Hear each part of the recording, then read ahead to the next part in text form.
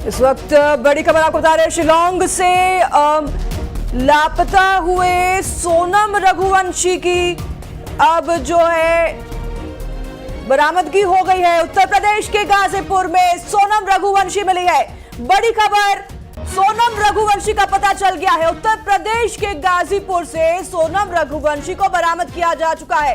नंदगंज थाना क्षेत्र के ढाबे से सोनम मिली है। 23 मई को शिलांग से लापता हुए थे दोनों कपल, जिसके बाद राजा रघुवंशी की लाश घर पहुंची थी, लेकिन सोनम की तलाश जारी थी। सोनम उत्तर प्रदेश में बरामद हुई है। उत्तर प्रदेश के गाजीपुर से सोनम रघुवंशी को पकड़ा गया है। पति राजा का शव घर पहुंचा था, सोनम लापता थी। बेहद बड़ी खबर शिलांग से इस वक्त के शिलांग से लापता हुए कपल में जो सोनम रघुवंशी, जिसकी लगातार सर्चिंग की जा रही थी, सोनम अब उत्तर प्रदेश से बरामद हुई है। उत्तर प्रदेश सोनम कैसे पहुंची, इस पर जल्द ही आपको जानकारी पहुंचाएंगे। सोनम रघुवंशी इस वक्त की बड़ी खबर आपको बता रहे हैं, उत्तर प्रदेश के गाजीपुर से बरामद हुई है। सोनम रघुवंशी, राजा रघुवंशी, काफी समय से कपल जो शिलांग पहुंचा था, सोनम की तलाश भी जारी थी। सोनम को तलाशा जा रहा था। सोनम अब उत्तर प्रदेश के गाजीपुर से बरामद हुई है। गाजीपुर सोनम कैसे पहुंची, क्या यहां पर कर रही थी, इस पर जल्द ही खुलासा होगा। नंदगंज थाना क्षेत्र के ढाबे से सोनम को बरामद किया गया है। बता दें आपको, 23 मई को शिलांग गए थे ये कपल, राजा रघुवंशी, जिसका शव घर पहुंचा था। सोनम लगातार जो है लापता थी। सोनम अब उत्तर प्रदेश के गाजीपुर से बरामद हुई है। हमारे साथ मिथिलेश, हमारे संवाददाता, फोन लाइन पर जुड़ गए हैं। मिथिलेश, सोनम गाजीपुर से बरामद हुई है, ये तो किसी ने भी कयास नहीं लगाए थे। सोनम उत्तर प्रदेश पहुंची कैसे, क्या वहां पर कर रही है और किस कारण वहां पहुंची है? देखिए, इस वक्त की सबसे बड़ी जानकारी है, अभी तक जो जानकारी मिल रही है कि उत्तर प्रदेश के गाजीपुर में सोनम मिली है। और सोनम का कल देर रात उनके भाई गोविंद के पास अचानक से फोन आता है, और फोन जो आता है उसमें ये कहती है कि मैं सोनम बात कर रही हूँ। और सोनम ने अपने घर का नाम लिया था, बिट्टू कहा था। वो उसके घर का नाम जो बिट्टू है, उसने गोविंद से कहा कि मैं बिट्टू बात कर रही हूँ। और गोविंद के भाई ये आवाज सुन के हैरान रह जाते हैं, क्योंकि लगातार पिछले 15 दिनों से वो शिलांग की पहाड़ियों में अपनी बहन को तलाश रहे थे। उन्होंने बहन से बातचीत के दौरान बहन ने कहा कि मैं सब कुछ बात बताऊंगी, क्या कुछ हुआ, लेकिन मैं अभी बोल रही हूँ कि मैं ढाबे के पास हूँ, मुझे कुछ लोग यहाँ पर छोड़ के गए। और यही बात हुई थी। भाई ने कहा तत्काल जो भी आसपास की पुलिस स्टेशन है वहां पे पहुंचो, पुलिस वाले से मेरी बात कराओ और पुलिस तक ये जानकारी पहुंचाओ। तमाम जो पुलिस के अधिकारी हैं उस पूरे मामले की जांच में जुटे। ये उत्तर प्रदेश के तमाम जो बड़े अधिकारियों तक ये जानकारी पहुंचाई गई। शिलांग के बड़े अधिकारियों से कौन ये लोग हैं जो कि सोनम को छोड़ के गए? इतने दिन तक सोनम कहाँ थी और अब फोन सोनम ने क्यों किया है?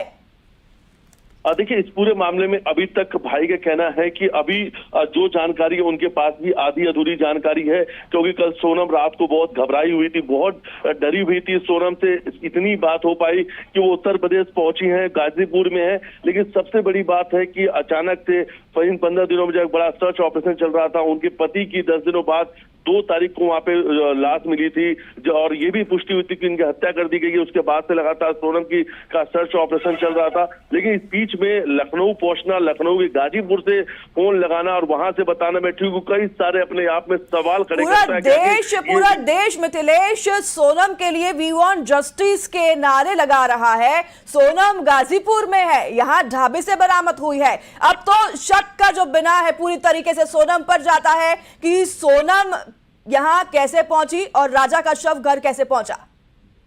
तो बिल्कुल सही कहा आपने कि क्योंकि जिन सवालों के कटघरे में तक मेघालय जो सरकार है, वहां की पुलिस थी, ऐसे ही कुछ जो सवालों की बात है। अब कहीं ना कहीं उस सवालों के कटघरों में सोनम भी है। सवाल बड़े होंगे, गंभीर सवाल है, लेकिन जिस तरीके से सोनम का अचानक से वादियों से लापता हो जाना, एक पूरा देश सोच रहा था, पूरे देश के पास एक ही सवाल था, आखिर की कहाँ केंद्र सरकार हो, राज्य सरकार हो, तमाम लोग इस पूरे घटनाक्रम को लेकर काफी चिंतित नजर आ रहे थे। मध्य प्रदेश के मुख्यमंत्री ने सीबीआई जांच के लिए केंद्रीय गृह प्रधानमंत्री से बात की, कहीं ना कहीं एक बड़ी जांच सर्च ऑपरेशन भी चलाया जा रहा था। लेकिन इस बीच सोनम का शिलांग की वादियों से, सोहरा की उन घने पहाड़ी वाले इलाकों से अचानक गायब होना और उसके बाद गाजीपुर में मिलना अपने आप में कई सवाल खड़े करता। लेकिन क्या सोनम के साथ कुछ गलत हुआ था? सोनम को क्या कुछ लोगों ने अपहरण किया था? क्योंकि परिवार के लोगों ने अपहरण की आशंका जताई थी। और उसके बाद क्या वो जो जिन लोगों ने सोनम का अपहरण किया था वो ले जाके गाजीपुर पास छोड़ देते हैं? ये कई सारे सवाल हैं जिन सवालों के जवाब आना बाकी है। लेकिन फिलहाल ये इस वक्त की बड़ी जानकारी, इस वक्त की बड़ी जानकारी सामने आ रही है। तो अभी पुलिस कस्टडी में रहेंगे फिर सोनम, मिथिलेश, और